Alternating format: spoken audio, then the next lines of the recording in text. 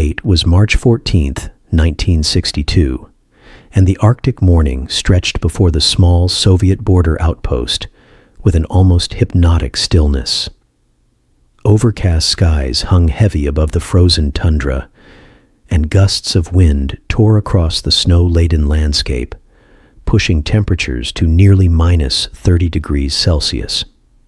At first glance, everything appeared as it always did in the remote stretches of the Soviet North, where ice and silence dominated life. The soldiers stationed there were accustomed to the routine, the relentless cold, the endless white horizon, and the strict protocols that dictated every movement. Yet on this particular morning, an unusual ripple disturbed the monotony. Approximately 70 kilometers south of the small military outpost, radar operators detected something that did not belong. Their screens flickered with an unfamiliar blip, moving at altitudes far beyond any known Soviet aircraft. Within the command structures, reports like this were not uncommon. During the height of the Cold War, American reconnaissance missions regularly probed Soviet airspace, testing the limitations of radar systems and military response. But this was different.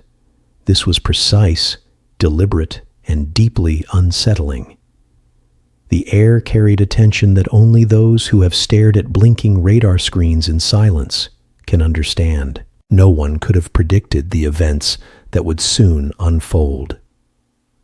The mysterious aircraft was traveling faster than expected, descending slightly as though adjusting for some unseen factor, and it vanished from certain radar frequencies altogether. Officers exchanged tense glances, notes were scribbled rapidly, and the first orders were whispered through the comms. The Cold War had been a series of tests and counters, of shadows moving across maps and secret operations concealed from public knowledge, yet nothing prepared anyone at the station for what was about to occur.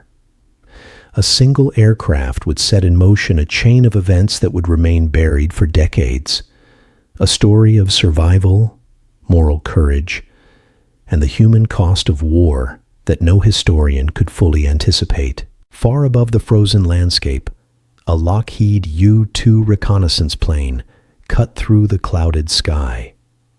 Inside, Captain James Holay, 31 years old and an Air Force officer from Richmond, Virginia, maneuvered with the precision of someone who had spent years flying over enemy territory. Holay had been on missions like this for nearly 3 years, operating out of bases in Turkey and Norway, taking photographs of Soviet military installations from altitudes considered unreachable by enemy fire. On this morning, his task was to photograph the strategic naval bases along the Kola Peninsula, a choke point critical to the Soviet Northern Fleet. Every detail of his mission had been calculated to the smallest fraction of a second, yet the Arctic was a place where even the most meticulous plans could unravel in moments. As the U-2 drifted over the frozen expanse of the Barents Sea, roughly 200 kilometers from the Norwegian border, the unexpected occurred. The aircraft began a rapid descent, a motion that immediately triggered alarms in the distant Soviet radar stations. Commanders assumed initially that their systems had successfully engaged another American spy plane, a propaganda victory reminiscent of incidents from 2 years earlier. But when fighter jets scrambled to locate the wreckage, nothing was found. The plane had vanished into the vast wilderness, leaving only unanswered questions and a growing sense of urgency. In the midst of this tension, at the small outpost manned by 18 soldiers, a young conscript named Alexi Vulov moved through his routine patrol. He was 26, from a small village near Leningrad, and had served 14 months in this desolate environment. While others counted the days until their service ended, Vulov had quietly adapted to the tundra. He skied across the snow, observed the behavior of Arctic wildlife, and became familiar with every ridge, ravine, and hidden pocket of the landscape. Commanders considered him reliable, a soldier who followed orders without question. But even the most predictable of men could face choices that no training could prepare them for, and that choice would come sooner than anyone imagined. By the afternoon of March 15th, Vulov had noticed something unusual during his patrol tracks in the snow, unlike those of any animal he knew. They were erratic, suggesting someone injured or disoriented. Against protocol, he followed them. Curiosity and a faint sense of duty propelling him forward. He could not yet know that these tracks would lead him to a man whose survival would challenge every notion of loyalty, ideology, and morality he had been taught. By the time he reached the source, neither man could predict the bond that would form in the freezing Arctic. A connection forged in desperation and human compassion. The wind howled across the barren expanse, carrying the scent of snow and the quiet of the unknown. Somewhere ahead, a human life hung in the balance, and every step taken could alter the course of history. What Vulov would find at the end of those tracks would change everything. The next discovery would shatter every assumption held by commanders, soldiers, and intelligence officers on both sides of the Iron Curtain. Captain James Holay was no stranger to risk. At 31, he had flown countless reconnaissance missions over hostile territory, navigating skies where one misstep could mean death or capture. His training had been rigorous, combining advanced flight techniques, intelligence gathering, and survival skills designed for every extreme imaginable. Holay's calm demeanor belied the constant tension that defined his missions. Every minute of flight demanded precision, and even a slight error could result in catastrophe. Today was no different, or so he believed. The mission plan had been meticulous. Holay was to photograph the Soviet naval installations along the Kola Peninsula, a critical choke point for the Northern Fleet, whose submarines posed a significant strategic threat. Every altitude, every turn, every camera shutter had been carefully calculated. The Arctic sun glimmered faintly against the ice below, painting a deceptive picture of serenity. Holay's U-2 plane glided through the stratosphere with near-silent precision. But even at 70,000 feet, where the air was thin and temperatures could freeze machinery, danger lurked unseen. From the moment he crossed the border, Holay was acutely aware that the Soviet radar network was always scanning, always vigilant. Yet years of experience taught him how to exploit gaps, how to make the aircraft invisible to their instruments, and how to remain just beyond the reach of surface-to-air missiles. His mind moved faster than the plane itself, calculating every contingency, rehearsing escape routes, and anticipating the enemy's moves. For nearly 3 years, this had been his life, a series of calculated risks carried out above some of the most inhospitable terrain on Earth. And yet, the Arctic had its own rules, indifferent to experience or planning. Somewhere over the barren sea, the plane began a descent that Holay had not commanded. Instruments flickered erratically, warning lights blinked against the dim cockpit, and an unfamiliar vibration ran through the fuselage. The calm calculation that had defined his every flight gave way to instinct. Something was catastrophically wrong.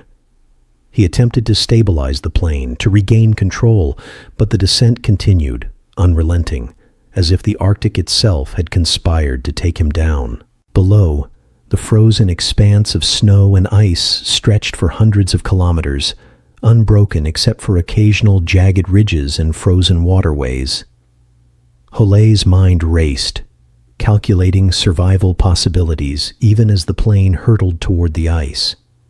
He considered ejecting, but at such altitudes and with temperatures plummeting, A parachute offered no guarantees.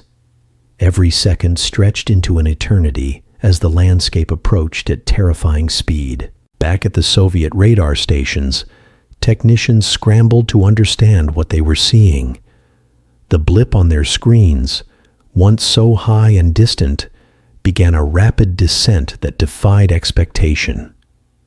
For a moment, they believed the plane had been shot down by one of their own anti-aircraft systems. It was a scenario they had rehearsed countless times, a textbook victory in the psychological war of propaganda. Fighter jets were scrambled immediately, their engines roaring across the Arctic plains. But when they reached the coordinates, nothing could be found. The U-2 had simply vanished, swallowed by the vast, frozen wilderness. Holay's descent ended on the icy surface of a remote lake, the impact shearing off a wing and destroying the landing gear. Snow and ice enveloped the fuselage, and for a moment, silence replaced the chaos of the crash. Holay struggled to move, his body battered and bruised, collarbone fractured, his lungs burning in the freezing air. Hypothermia began its slow, insidious work, chilling his limbs and clouding his thoughts. He forced himself from the cockpit, salvaging whatever survival gear he could. The Arctic was merciless, and every second delayed reduced his chance of life. It was then that fate intervened. Across the snow, moving steadily despite the cold, was Sergeant Alexi Vulov. His patrol had brought him far from the outpost, but his knowledge of the tundra was unrivaled. The tracks Holay left in his desperate crawl betrayed him, and Vulov noticed them immediately. What began as curiosity soon became a moral dilemma, an encounter with a man who, by duty, should have been an enemy. The moment their eyes met would determine not only Holay's life, but also Vulov's future. And yet, the Arctic was patient, indifferent, and unforgiving. The choices made in the silence of the frozen wasteland would echo far beyond the borders of the Soviet Union and the United States. Holay could not yet know that the man approaching him would risk everything, defying orders, ideology, and the rigid doctrines of war to make a decision that historians would debate for decades.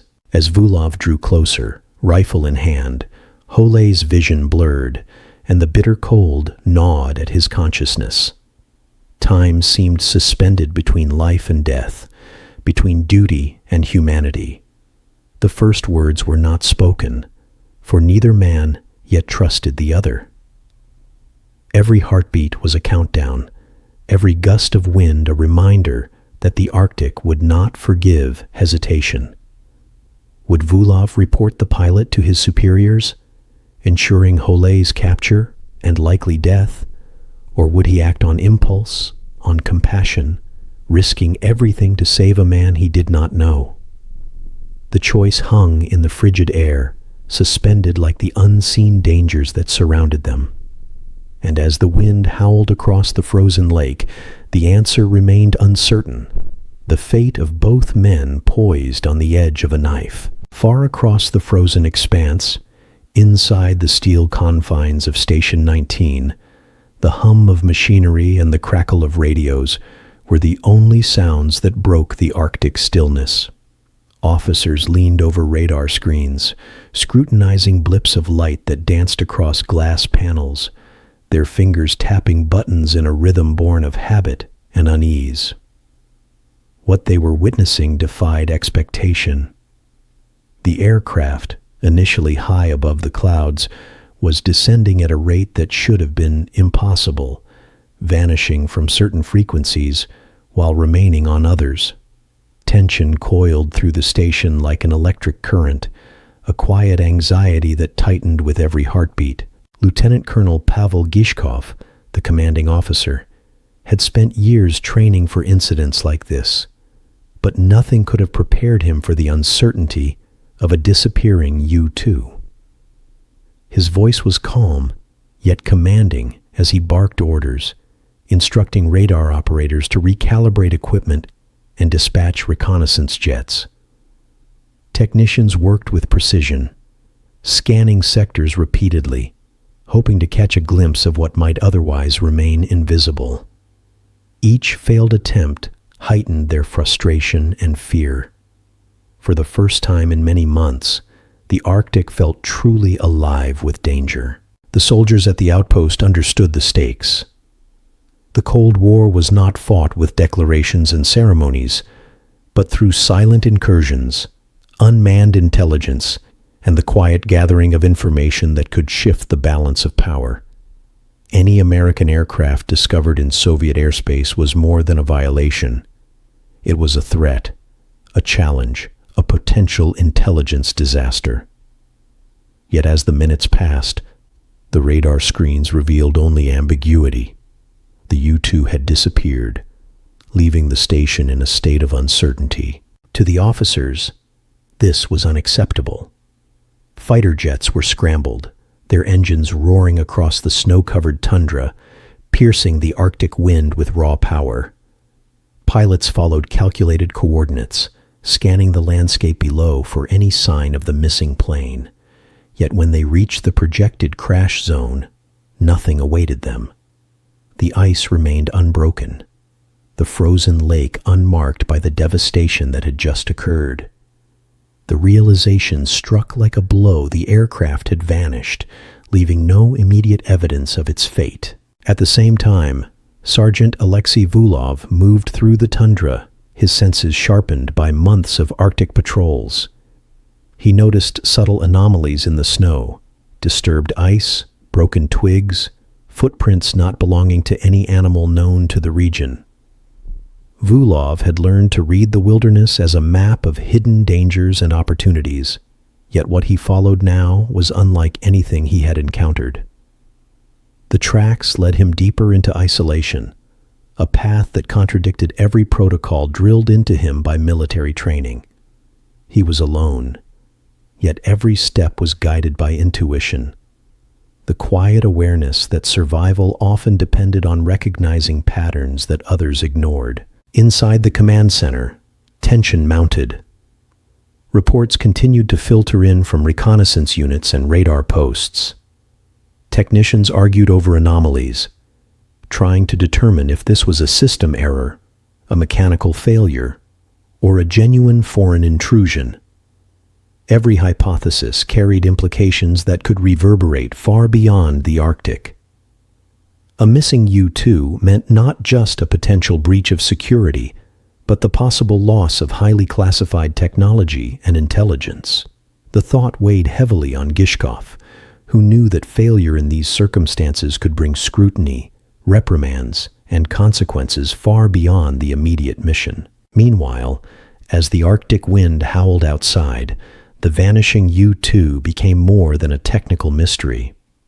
It was a puzzle with human lives at stake, a situation that would test judgment, courage, and morality. Every soldier and officer at Station 19 felt the gravity of what was unfolding, though none could yet see the truth, that one man walking alone across the frozen tundra had already made contact with the American pilot. That choice, unknown to the high command, would begin a sequence of events that challenged loyalty, duty, and the very definition of heroism. As the sun began to dip toward the horizon, casting long shadows over the Arctic landscape, Gishkov realized the enormity of the task ahead. Search protocols had to be implemented, patrols dispatched, and KGB officers alerted. The Arctic, vast and merciless, would not yield its secrets easily. And somewhere in the cold silence, Vulov followed a trail that could mean life or death for the pilot. A trail that would force him to make decisions no soldier should ever face. The question that hung over the station, unspoken yet palpable, was whether the missing plane was merely a technical anomaly or the beginning of a crisis that could spiral beyond control. Every decision, every delayed action, carried consequences that would echo far beyond the Arctic ice. And as night approached, The radar screens flickered once more, revealing only uncertainty. A single blip moving toward the unknown, defying orders, defying logic, and challenging the very principles that defined military duty. What would happen when Vulov finally encountered the pilot? Would he follow protocol?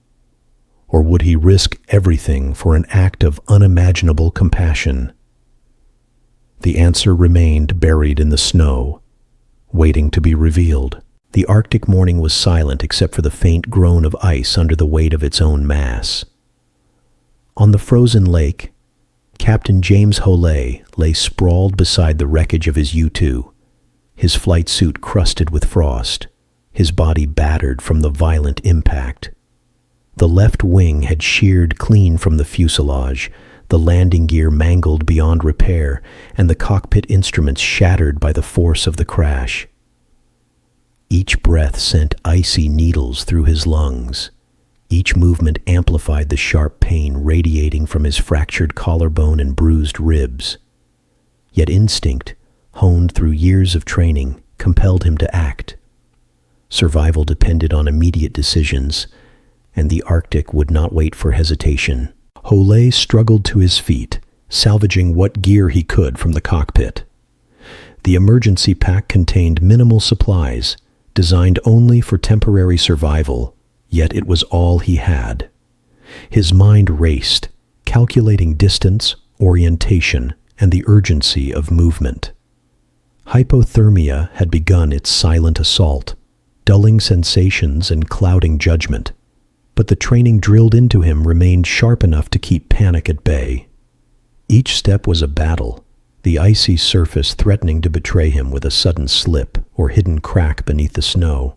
It was then that Vulov, moving through the tundra on routine patrol, noticed anomalies in the snow. Tracks appeared that were not formed by the wind, not left by any known animal, but by a human, struggling, staggering, desperate. Vulov's first instinct was caution. Military protocol dictated immediate reporting of any unusual activity, yet the patterns in the snow suggested more than a simple intruder. They indicated injury, vulnerability, and the unmistakable fragility of human life in this frozen wasteland.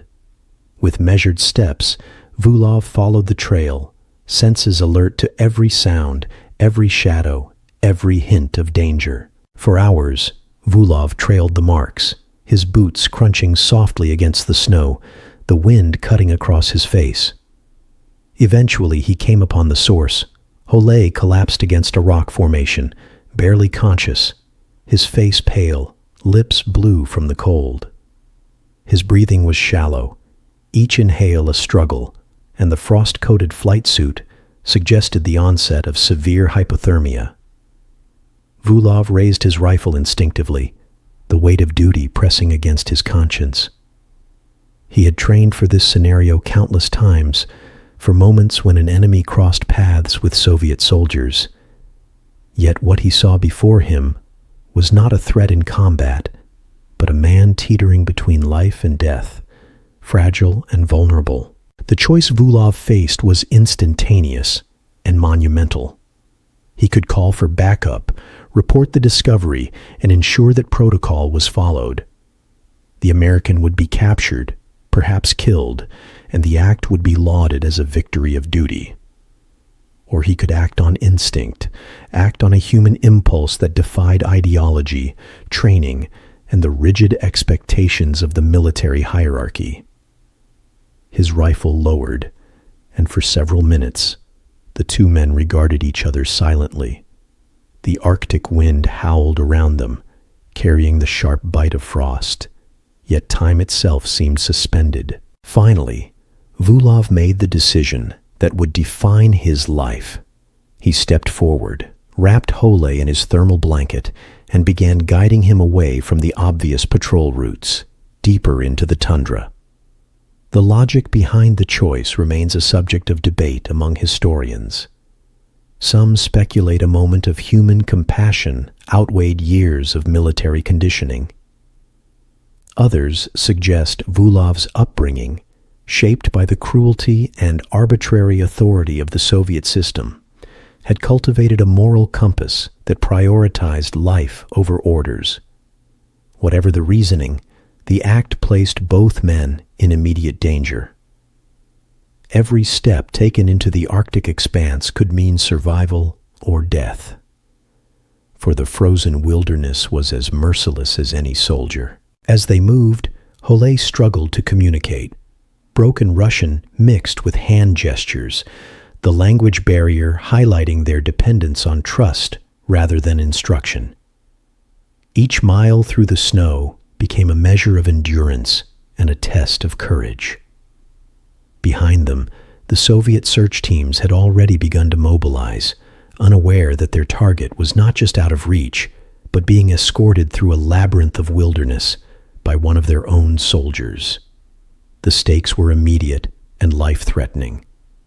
One wrong decision, one misstep, could end the fragile alliance forming between captor and captive, survival and death. The frozen tundra stretched endlessly ahead, white and silent, offering no guarantees. The Arctic would not forgive mistakes, and every breath drawn in the cold air carried the weight of risk. The two men, bound together by circumstance, now faced a journey where human resilience would be tested to its limits. And as night fell over the frozen wasteland, a blizzard began to form on the horizon, its arrival signaling that their trial had only just begun. Would Vulov manage to navigate the harsh Arctic, evade the growing search efforts, and keep Holay alive? The answer remained uncertain, hidden behind the cold veil of the Arctic night, where every decision carried consequences that neither man could yet foresee. As darkness fell over the Arctic tundra, a blizzard began to sweep across the horizon, swirling snow in fierce gusts and reducing visibility to almost nothing. Captain Holay, barely conscious from the crash and the early stages of hypothermia, relied entirely on Vulov's guidance. Every step through the snow was a battle against nature itself. The ice underfoot threatened to crack or conceal hazards. The wind stung exposed skin, and each gust carried with it the bitter chill that could sap life in mere minutes. The Arctic demanded respect, and even a seasoned pilot like Holay understood that his survival now depended on someone else. Vulov, drawing on months of Arctic patrol experience, led the way. He avoided the main patrol routes, hidden ravines, and sparse tree lines, seeking natural cover to mask their movement. He rationed the small supply of emergency food from his patrol kit, calculated to last only a few days if they maintained their pace. His knowledge of abandoned structures, remnants of failed industrial projects, gave them temporary shelter and brief moments of respite. The snowstorm, which could have been a death sentence for the unprepared, became both enemy and protector, masking their tracks while threatening to overwhelm them at any moment. Back at Station 19, the realization that the U-2 pilot had survived the crash triggered immediate escalation. Reports of unusual activity and missing personnel sent a ripple through the command structure. Lieutenant Colonel Pavel Gishkov ordered search teams to expand operations, mobilizing hundreds of soldiers, reconnaissance units, and even KGB officers to track the missing pilot and the soldier who had gone rogue. Dogs trained to detect human scent were unleashed, aerial surveys conducted, and patrols swept the tundra systematically. Yet the Arctic remained deceptive, hiding the two men in its vast frozen expanse. Every passing day increased the stakes. Holay's injuries made progress agonizingly slow. His fractured collarbone, bruised torso, and frostbitten extremities required constant attention. Vulov applied rudimentary first aid, using limited supplies and ingenuity to keep the pilot alive. He broke snow from ice to melt for water, fashioned makeshift splints from debris, and used fire whenever possible to stave off the creeping cold. The physical strain on both men was immense, yet it was the mental fortitude that proved the true test. They relied on each other not only for survival, but for hope, a fragile thread holding together the determination to move forward despite overwhelming odds. The Arctic storm raged unpredictably. One moment, the blizzard obscured everything beyond a few meters, forcing them to halt movement and huddle together for warmth. The next, the wind shifted, revealing a path through jagged ice ridges and frozen inlets. Each choice, each step forward, carried consequences. A wrong turn could place them directly in the path of Soviet search teams. A miscalculation in timing could expose them to lethal temperatures, and exhaustion threatened to sap their judgment. The line between life and death blurred with every mile they traversed. Despite the danger, moments of humanity persisted. Holay attempted to communicate with Vulov, pointing to makeshift drawings in the snow and gestures, trying to convey gratitude, pain, and information. Vulov responded with the language he knew and the gestures they had improvised together, forming a fragile understanding that transcended culture and ideology. For a brief period, the two men were no longer pilot and soldier, American and Soviet. They were simply survivors, relying on mutual trust in a world designed to kill both of them. The Soviet pursuit intensified with each passing day. Patrols combed the frozen lakes. Scouts reported anomalies in snow patterns, and command demanded updates every hour.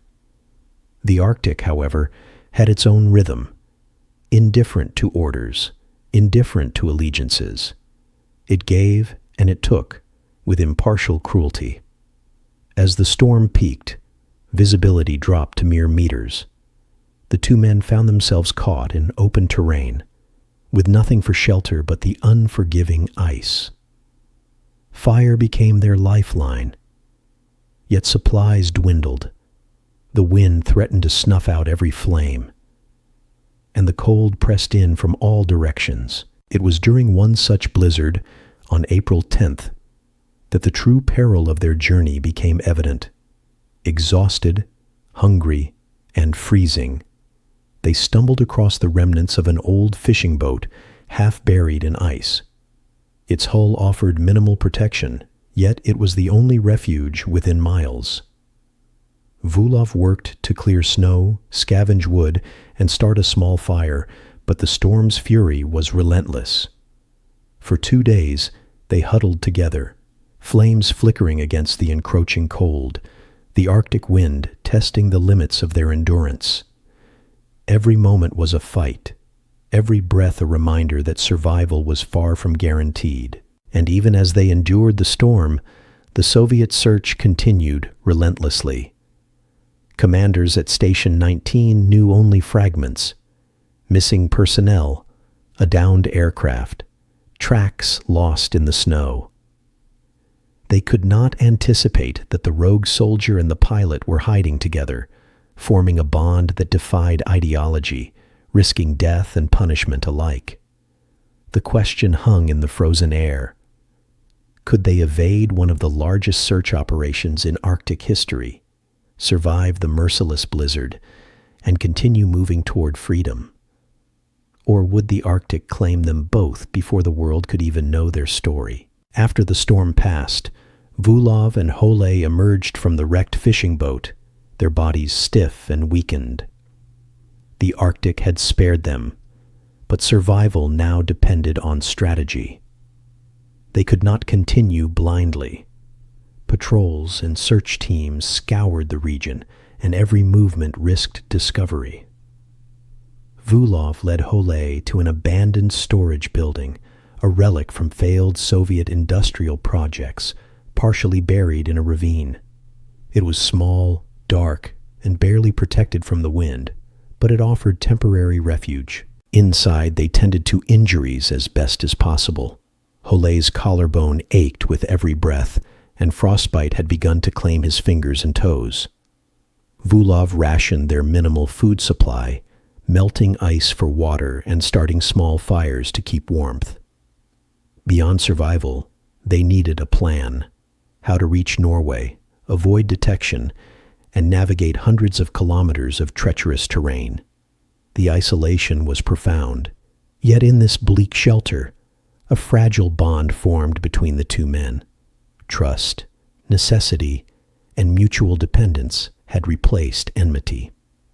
As night fell, the wind whispered outside, and the men realized the scale of the challenge ahead. Every decision mattered, and one mistake could end their lives. Would their plan succeed, or would the Arctic claim them before they even reached the border?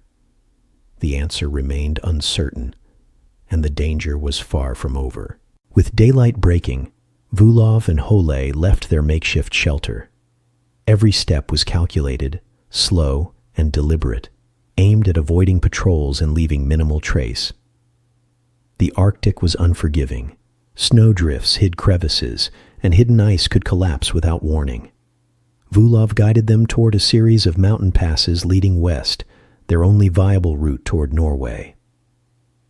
Holay's strength was fragile. Every movement caused pain, and frostbite limited his dexterity.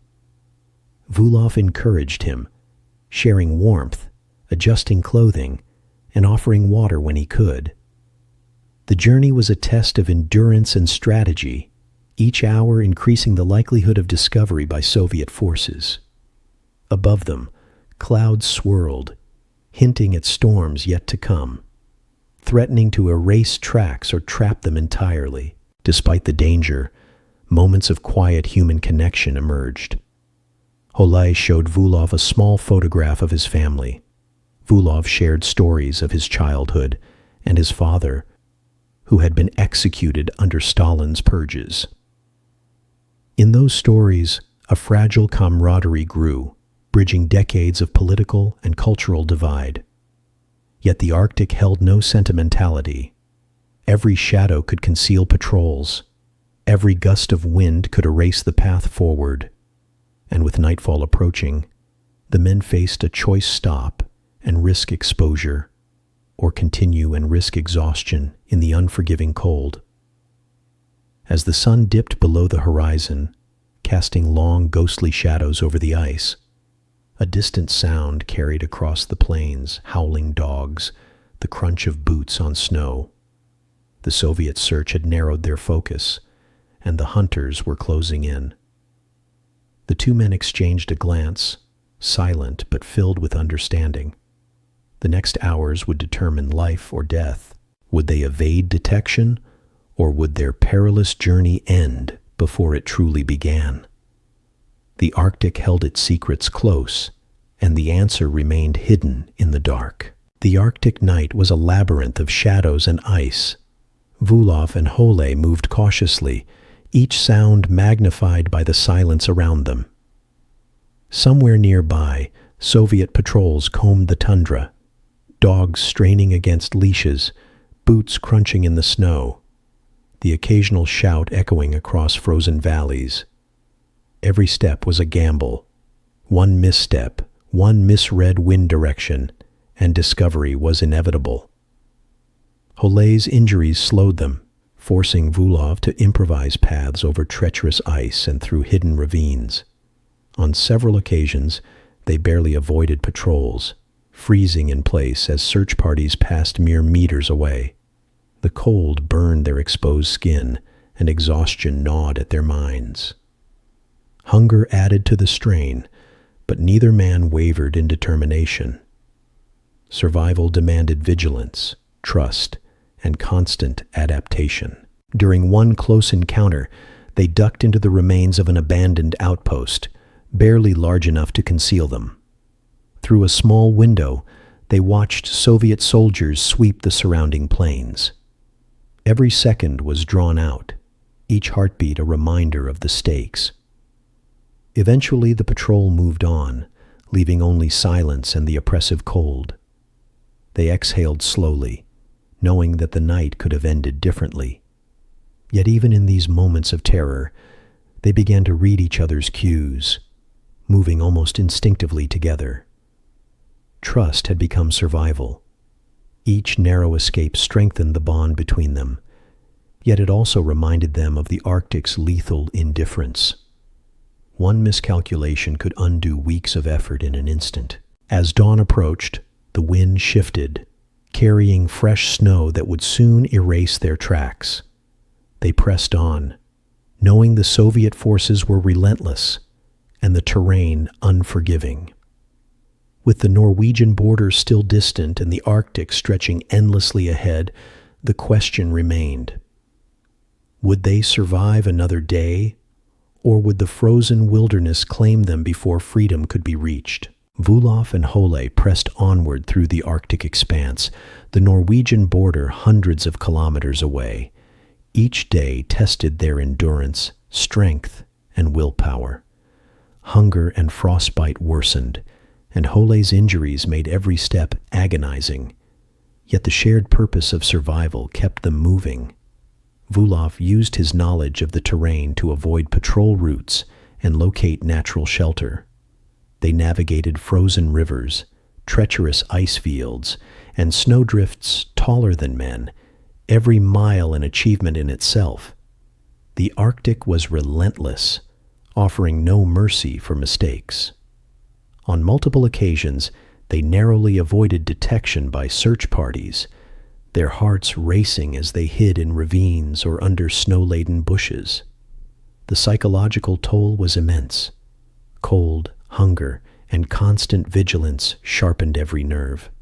But with each passing day, Holay began to regain some strength, and the fragile camaraderie between the men deepened into mutual respect and reliance.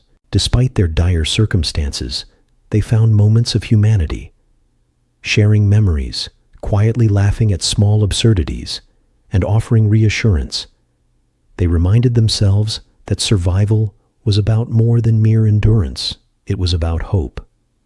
And yet, as the Arctic storm clouds gathered again on the horizon, they knew that freedom was not guaranteed, and every step could still bring disaster. As they approached the last stretch toward the Norwegian border, the Arctic revealed its final challenges.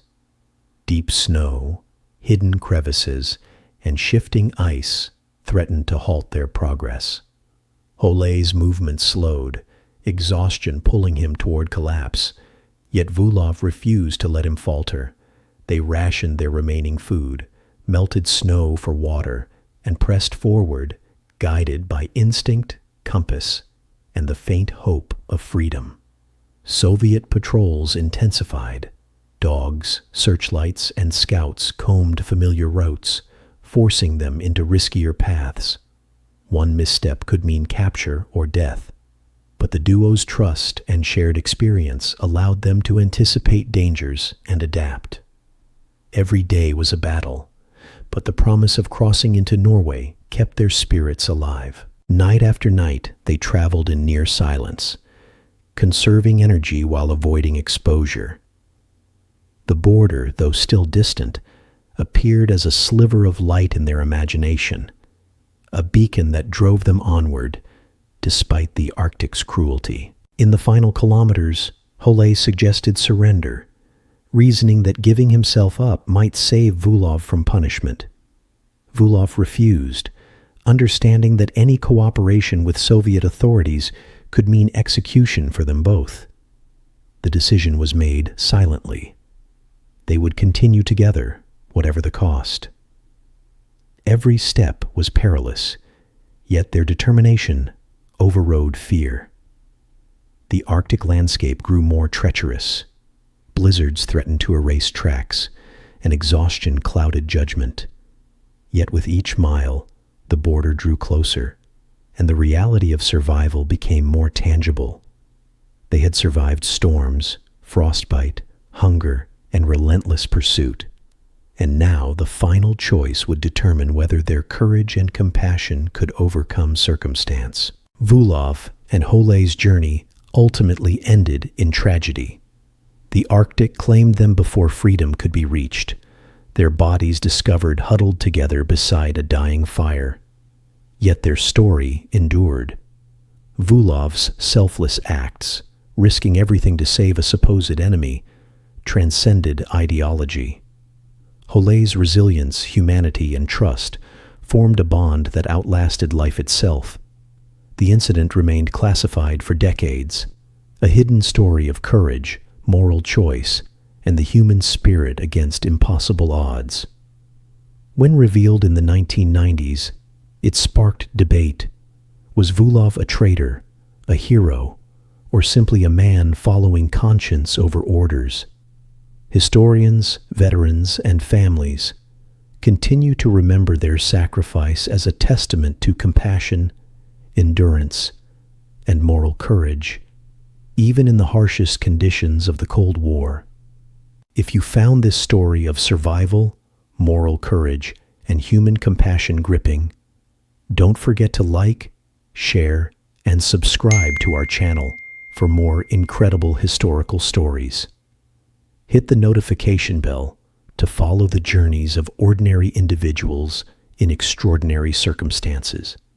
And let us know in the comments what you think motivated Vulov's incredible choice: heroism, conscience, or something deeper.